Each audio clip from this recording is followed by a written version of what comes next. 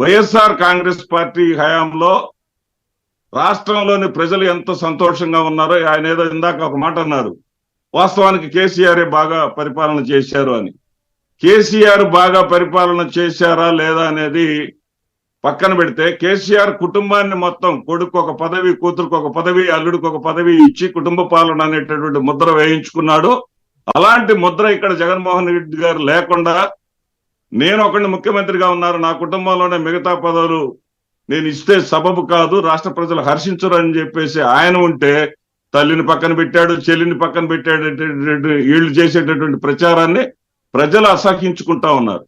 ప్రజలకు వాస్తవాలు తెలుసు కాబట్టే తాజాగా పబ్లిక్ ఒపీనియన్ సర్వే తాజాగా ఇచ్చినటువంటి సర్వేలో ఎవరికాళ్ళు విడివిడిగా పోటీ చేస్తే వైఎస్ఆర్సీపీకి 146 స్థానాలు వస్తాయని, అదేవిధంగా జనసేన తెలుగుదేశం పార్టీ మాత్రమే కలిసి పోటీ చేస్తే వైఎస్ఆర్సీపీకి 128 స్థానాలు వస్తాయని, జనసేన బీజేపీ మరి టీడీపీ కలిసి కానీ పోటీ చేస్తే వైఎస్ఆర్సీపీకి 133 స్థానాలు వస్తాయని చెప్పేసి తాజా సర్వే చెప్పింది. ఆ సర్వేలో ఎక్కడ కూడా 51% లోపుగా వైఎస్ఆర్సీపీకి ఓట్లు లేవు.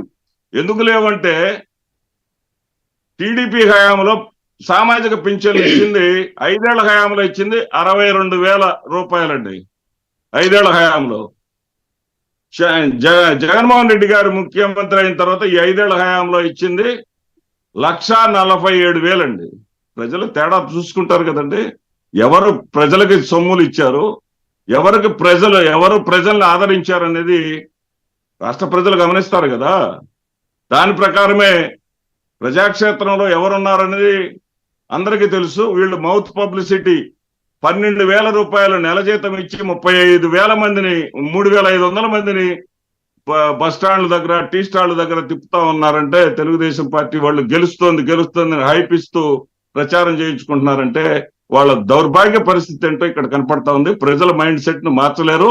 ప్రజలు ఇప్పటికే ఫిక్స్ అయి ఉన్నారు, డిసైడ్ అయి ఉన్నారు. ప్రజలు ఖచ్చితంగా వైఎస్ఆర్సీపీ ఘన విజయం సాధించబోతుంది. ఈ సర్వీల కన్నా మిన్నగా 151 కన్నా ఎక్కువ సీట్లతోటి వైఎస్ఆర్సీపీ తిరిగి అధికారంలోకి రాబోతుంది. ఒకటి శ్రీనివాస్ రెడ్డి గారు, అంటే సర్వేలకు సంబంధించిన విషయానికి వస్తే చాలా రాష్ట్రాల్లో సర్వేలు అటు ఇటు అయ్యాయి.